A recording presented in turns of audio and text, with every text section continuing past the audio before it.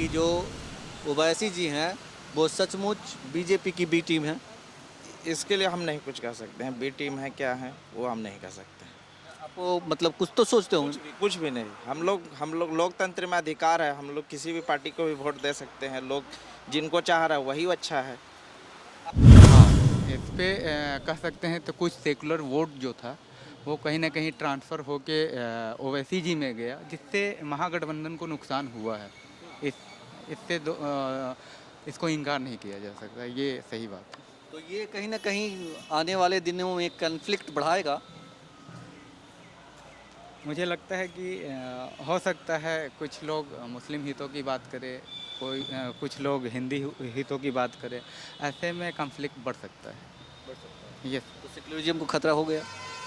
नहीं, फिर भी मैं ये बात कहा सेकुलरिज्म को खतरा टकराव हो सकता है, लेकिन उस टकराव को कहीं ना कहीं हमारा जो कॉन्स्टिट्यूशन है वो कॉन्स्टिट्यूशन रोकने में काफ़ी सक्षम है। जब ओवैसी जी की बात है तो वो अगर कुछ कह रहे हैं या फिर जिस चीज़ से वो वोट मांग रहे हैं तो उनको अपना वैसे अगर जिस चीज़ के नाम पे या रिलीजन के नाम पे अगर वोट मांग रहे हैं तो ये गलत है। किसी भी रिलीजन के नाम पे वोट नहीं मांगना चाहिए। सब राजनीति का पार्ट है और सब कोई अपना अपना राजनीति का गेम ही खेलता है। नमस्कार, मैं हूं योगेश चक्रवर्ती और आप देख रहे हैं रैड नेटवर्क। और इस वक्त हम मौजूद हैं पटना के हज हाउस के गेट के सामने। आप देख सकते हैं ये हज भवन है और यहाँ बिहार के कोने कोने से मुस्लिम समुदाय के लोग पहुँचते हैं। किसी भी कारणों से पहुँचते हैं तो हज भवन में अपनी हाजिरी ज़रूर लगाते हैं, या उन्हें ठहरना हो या फिर कोई और काम से आते हैं तो उनका हज भवन आना जाना होता है। हम यहाँ ये जानने आए हैं कि क्या मीम पार्टी के राष्ट्रीय अध्यक्ष ओवैसी बीजेपी को फ़ायदा पहुँचा रहे हैं। क्या वे मुसलमानों के ताड़नहार हैं और क्या ओवैसी जो है वो देश के सेकुलर सिस्टम के लिए खतरा हैं, उसे तोड़ रहे हैं। यही जानने के लिए हम बिहार के हज भवन पहुँचे हैं, क्योंकि यहाँ बिहार के कोने कोने से मुस्लिम समुदाय के लोग आते हैं, रहते हैं, ठहरते हैं।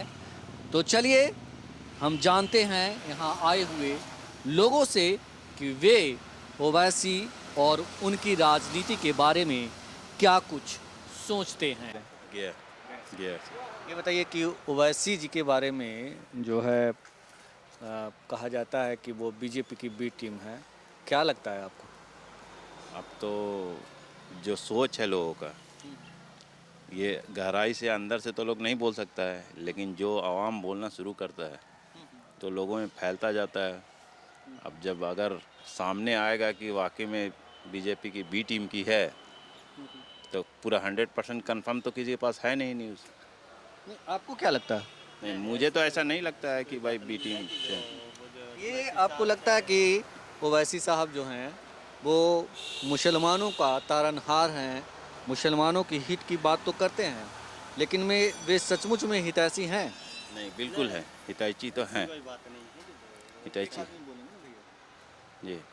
नहीं, मुसलमान के बारे में तो बहुत अच्छा सोचते हैं सही, लेकिन हितैषी नहीं है। हैं? हितैषी नहीं है। हितैषी कैसे बोल रहे कि नहीं है? हितैषी है, तारनहार है, मतलब लगता है कि उनके जो सुझाए मार्ग हैं उस पर चल के मुसलमानों का हित होगा। हाँ, बिल्कुल होएगा, बिल्कुल होएगा। जो उनकी पार्टी में है उनसे पूछिए कि हो रहा है कि नहीं हो रहा है। आप एज ए मुस्लिम क्या सोचते हैं? हम तो यही सोचते हैं, चाहे वो अवैसी जी हों चाहे जो हो, कोई भी मुस्लिम के हित के बारे में कोई भी नेता अच्छा सोचता है तो अच्छी बात है। बिहार में जो है ओवैसी की वजह से ही बीजेपी की जीत हुई है, तो क्या आपको लगता है कि जो ओवैसी जी हैं वो सचमुच बीजेपी की बी टीम है? इसके लिए हम नहीं कुछ कह सकते हैं, बी टीम है क्या है वो हम नहीं कह सकते हैं।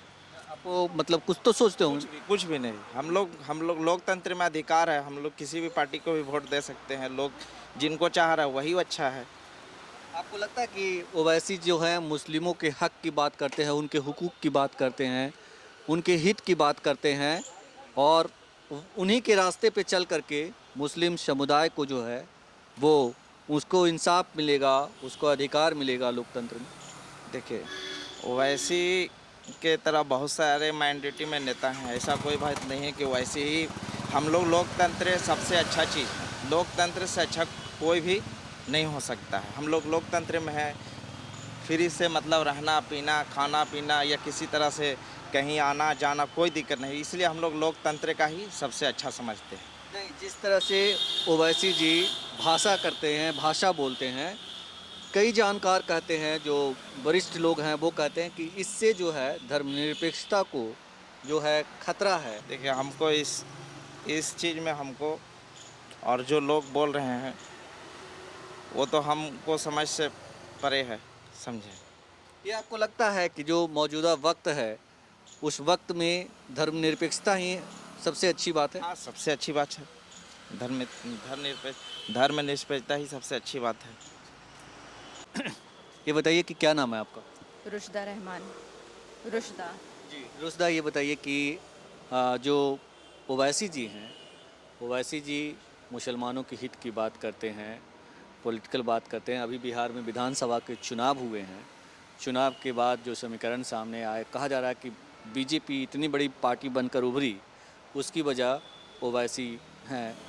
कई लोग ये भी कहते हैं कि बीजेपी की ही बी टीम है ओवैसी। आपको क्या लगता है? इस मामले में तो बहुत ज़्यादा नहीं कुछ कहूँगी, क्योंकि पॉलिटिकल मामले में तो इस तरह का होता रहता है, राजनीति करते हैं और कुछ र्यूमर्स भी लोग फैला देते हैं, तो सबका अपना चॉइस होता है कि कौन क्या कर रहा है, और बाकी तो अपने कौम के लिए करना भी चाहिए। जिस तरह से ओवैसी जी कौम की बात करते हैं, मुसलमानों की बात करते हैं, मुसलमानों के हक और हुकूक की बात करते हैं, क्या आपको लगता है कि ओवैसी जैसा ही नेता होना चाहिए और ओवैसी जो बोलते हैं, जो उनकी भाषा होती है वो सही होती है?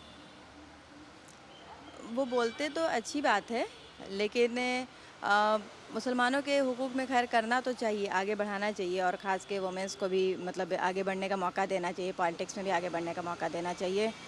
तो ज़्यादा नहीं इस पे बोलूँगी मैं। ज़्यादा क्यों नहीं बोलेंगे, ये बताइए कि आपको लगता है कि ओवैसी जो हैं मुसलमानों की हक की बात करते हैं और ठीक करते हैं वो?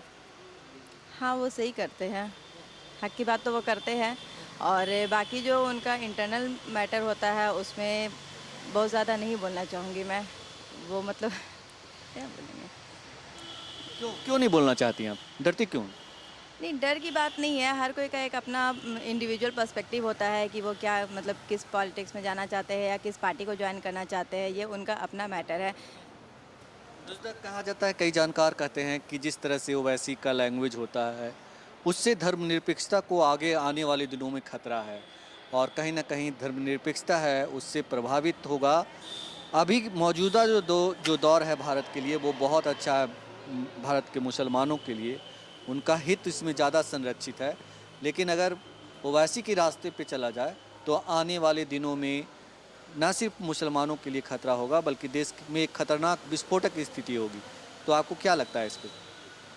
नहीं, ऐसा कुछ भी नहीं होगा, क्योंकि वो जो चीज़ भी करेंगे उसके लिए अगर कुछ भी गलत करते हैं तो हमारे पास भी फंडामेंटल राइट्स है, हम जो है सुप्रीम कोर्ट या हाई कोर्ट का दरवाज़ा खटका सकते हैं, तो ऐसा कुछ भी नहीं होगा। एक विद्रोह की भावना पब्लिक में पैदा होगी कि मतलब वो धर्म की बात करके और गलत बयानी कर करके जो है, अगर आप वोट ले रहे हैं, आप उनको फॉलो कर रहे हैं, तो कल को मतलब आप उनकी बातों को और ज़्यादा फॉलो करेंगे तो कहीं ना कहीं विभाजन की भी बात हो सकती है। जैसे पाकिस्तान एक बना तो कई जानकार कहते हैं कि मतलब इसमें देश का भी विभाजन हो सकता है आगे चल करके।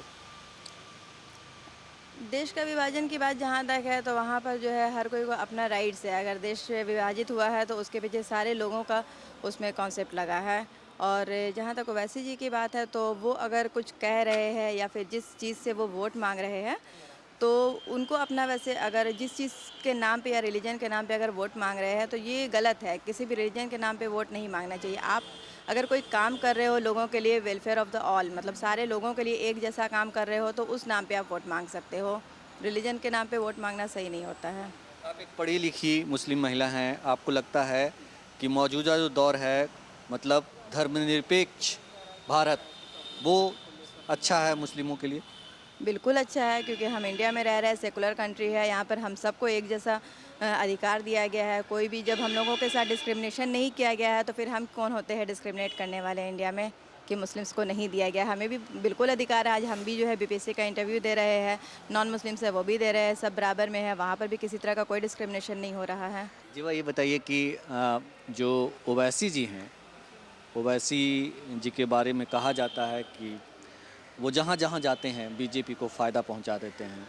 कई लोग उनको बीजेपी की बी टीम भी कहते हैं। तो आप क्या सोचते हैं उनके बारे में? मुझे नहीं लगता है कि वो बीजेपी के बी टीम है।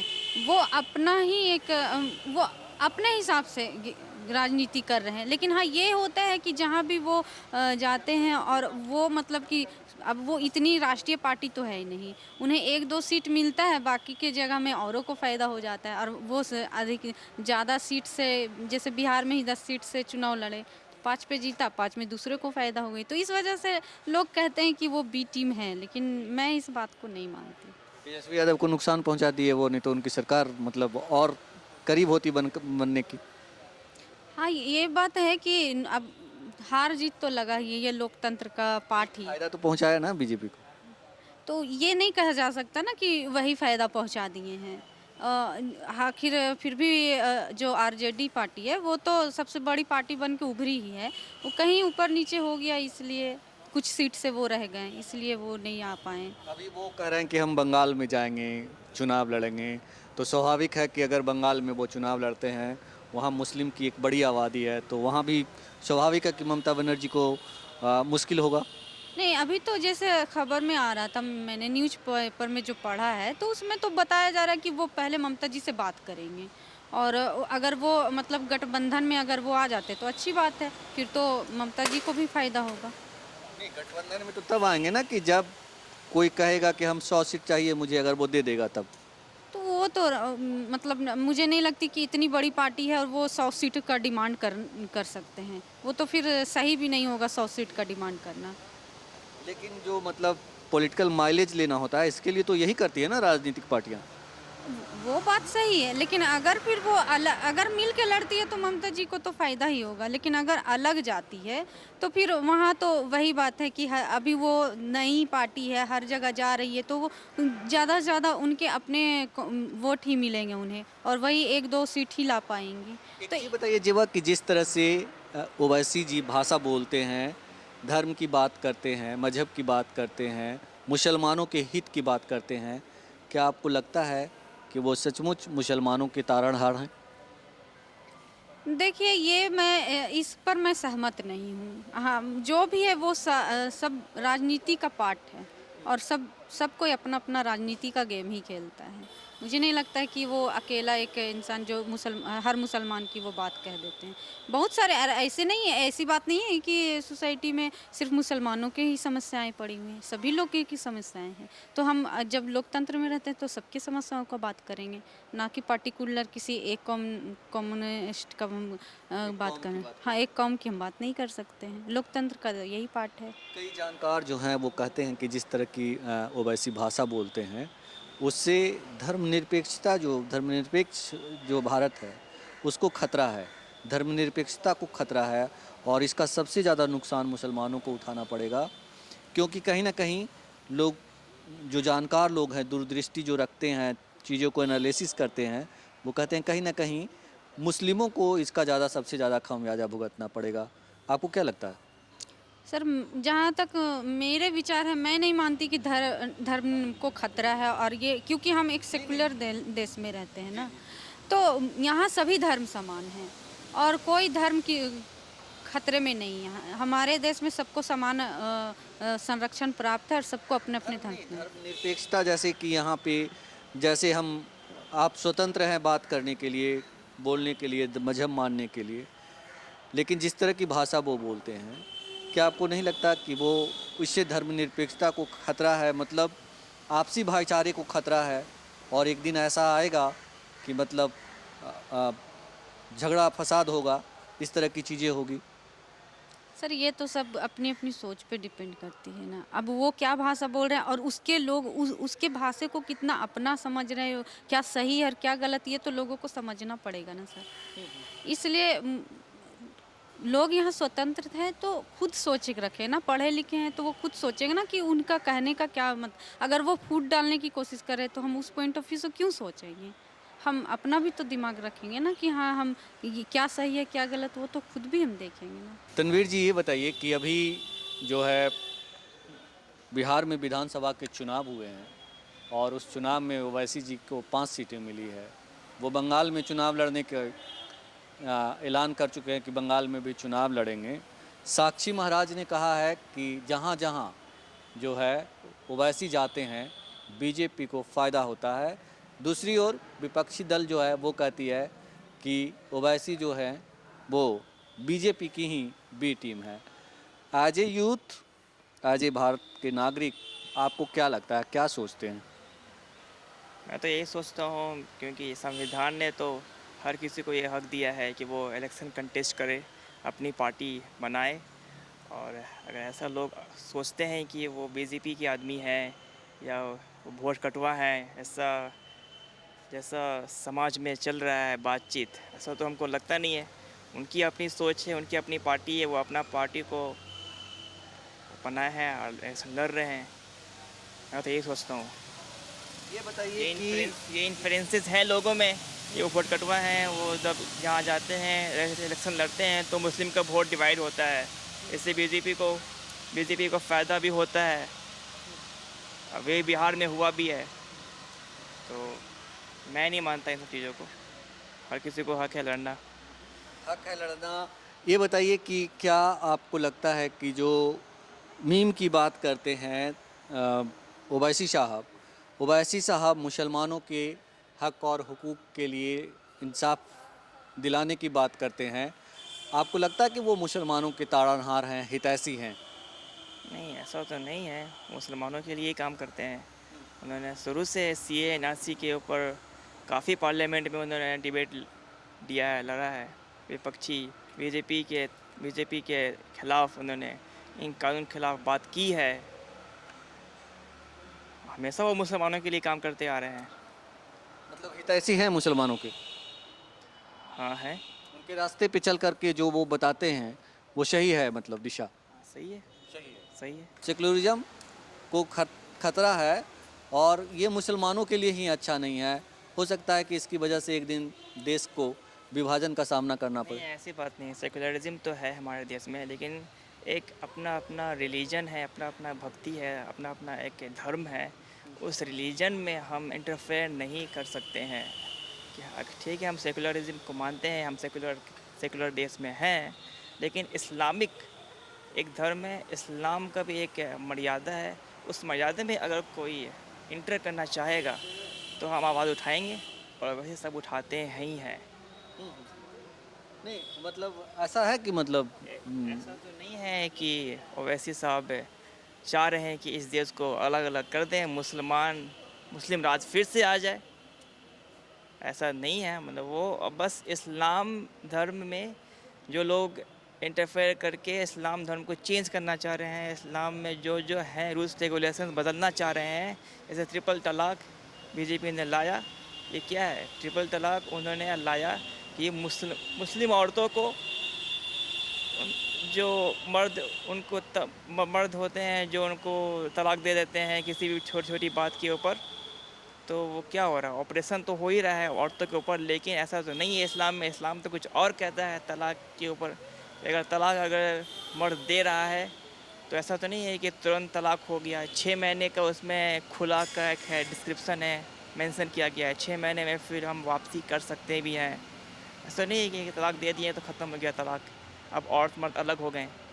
अभी एक बीजेपी के नेता हैं या यूँ कहें साक्षी महाराज जो हैं, उन्होंने कहा कि ओवैसी जो हैं जहाँ जहाँ जाते हैं बीजेपी को फ़ायदा पहुँचाते हैं, और ओवैसी साहब पश्चिम बंगाल में भी जाएंगे, बिहार में भी गए थे तो हमको फ़ायदा पहुँचाया, पश्चिम बंगाल में जाने की बात कर रहे हैं तो वहाँ भी हमको फ़ायदा होगा। विपक्षी दल कहते हैं कि ओवैसी जी जो हैं वो बीजेपी की ही बी टीम है।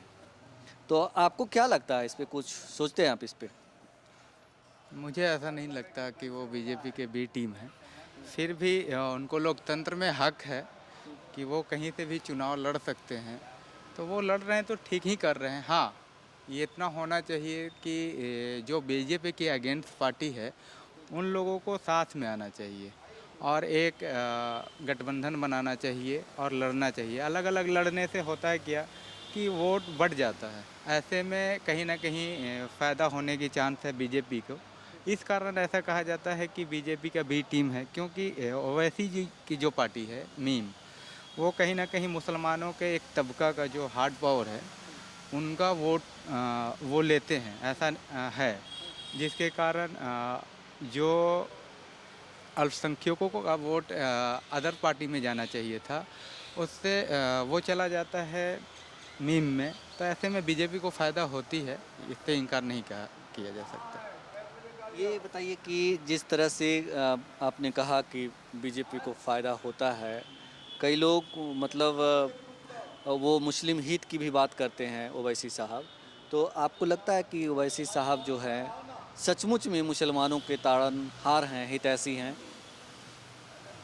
देखिए, यहाँ पर हमारा हितैषी तो हमारा संविधान है और वो संविधान की रक्षा की बात करते हैं, चाहे कोई भी पार्टी हो। कोई भी पार्टी संविधान की रक्षा की बात करता है तो वो एक तरह से पूरे देश का हितैषी है। तो हमें लगता है कि वो भी बात करते हैं तो वो भी है हितैषी।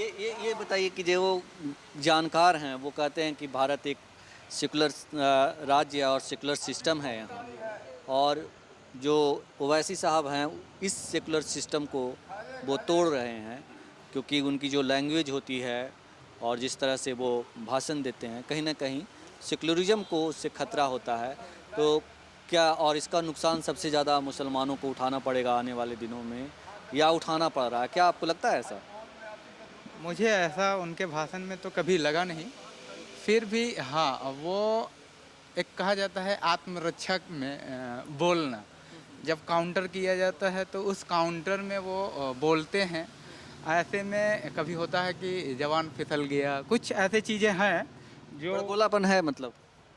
बड़बोलापन नहीं कह सकते हैं, वो कहीं ना कहीं काउंटर में करते हैं। फिर भी उनके हम हर भाषण में देखे हैं कि वो संविधान को आगे रख कर ही बात करते हैं। तो मैं ऐसा नहीं देखता हूँ उनके भाषण में कोई ऐसा टोन नहीं देखा जिसके कारण ये कहा जा सके तो वो मुस्लिमों के सिर्फ हित की बात करते हैं। वो वंचित वर्ग की बात करते हैं, कहीं ना कहीं जो निचले तबके के लोग हैं उनके भी बात करते हैं। तो मुझे उनके बोली में कोई ऐसा तो लगा नहीं। ये बताइए कि आप कह रहे हैं कि नहीं लगा, लेकिन जो जानकार हैं वो तो यही आशंका जता रहे हैं, सेकुलरिज्म को खतरा है कि नहीं उनसे? मुझे नहीं लगता कि सेकुलरिज्म को किसी पार्टी से खतरा है, क्योंकि हमारा संविधान है और उस संविधान में इतना ताकत है कि किसी भी तूफान को वो झेल सकता है। बस मेरा यही मानना है। अभी बिहार में विधानसभा के चुनाव हुए, 5 सीट पे जीत गए ओवैसी जी, और कहीं ना कहीं इससे नुकसान हुआ आरजेडी को। हाँ, इस पे कह सकते हैं तो कुछ सेकुलर वोट जो था वो कहीं ना कहीं ट्रांसफ़र होके ओवैसी जी में गया, जिससे महागठबंधन को नुकसान हुआ है। इससे इसको इनकार नहीं किया जा सकता, ये सही बात है। तो ये कहीं ना कहीं आने वाले दिनों में कन्फ्लिक्ट बढ़ाएगा। मुझे लगता है कि हो सकता है कुछ लोग मुस्लिम हितों की बात करें, कुछ लोग हिंदी हितों की बात करें, ऐसे में कन्फ्लिक्ट बढ़ सकता है। यस। तो सेकुलरिज्म को खतरा हो गया? नहीं, फिर भी मैं ये बात कहा सेकुलरिज्म को खतरा, टकराव हो सकता है, लेकिन उस टकराव को कहीं ना कहीं हमारा जो कॉन्स्टिट्यूशन है वो कॉन्स्टिट्यूशन रोकने में काफ़ी सक्षम है।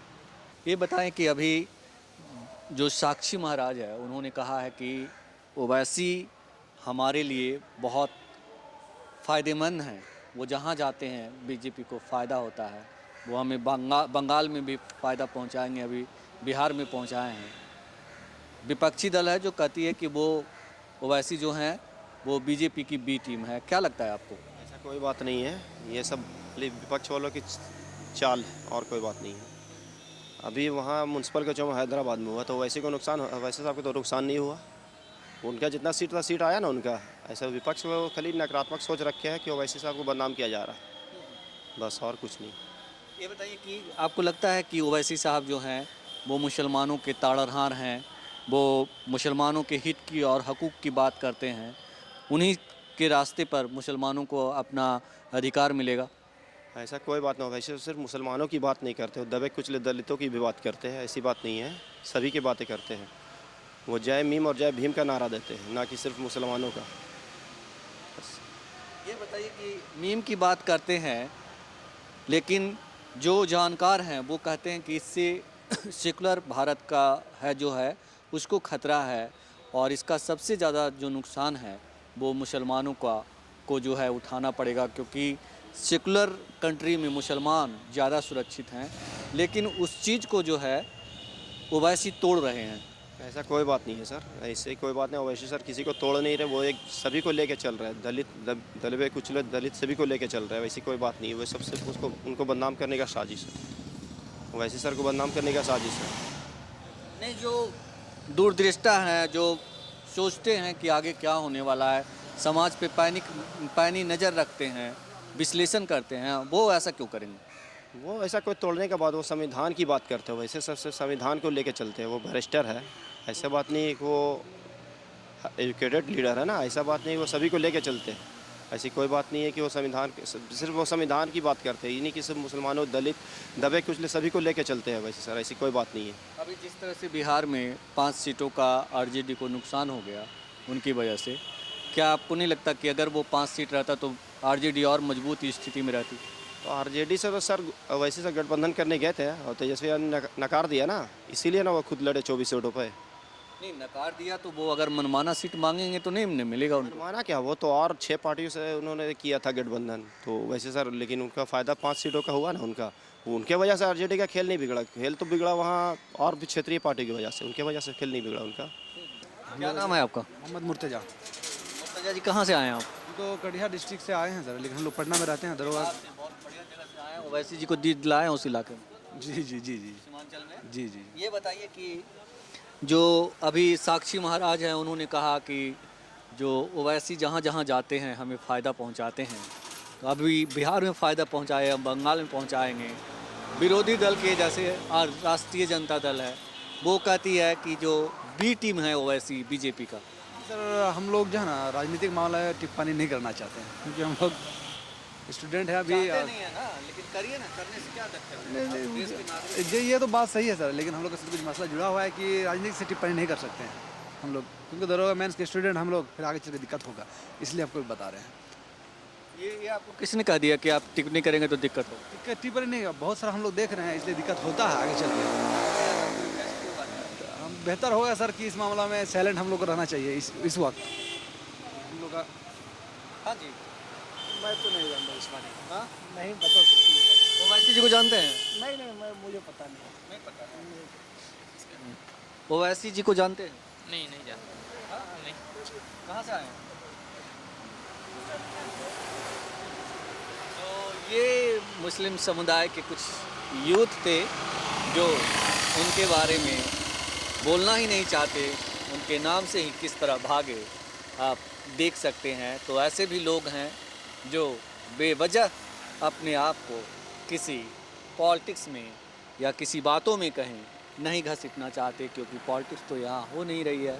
हालांकि पॉलिटिकल बात पे अगर वो रिएक्शन करते हैं तो उन्हें तो लोग देखेंगे ही, इस डर से ही वो भाग खड़े हुए।